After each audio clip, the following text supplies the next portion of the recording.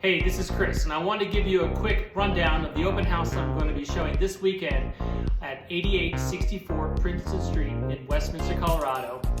It's going to be on Saturday from 11 a.m. to 2 p.m.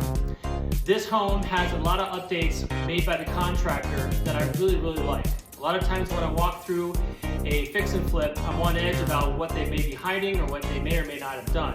And here's my short list. Number one, the hardwood floors have been redone and they look fantastic throughout.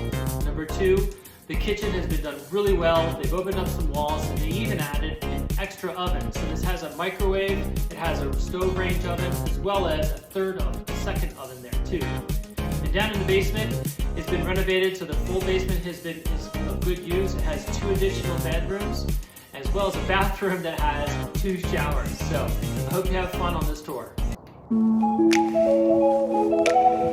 Now that's a mailbox.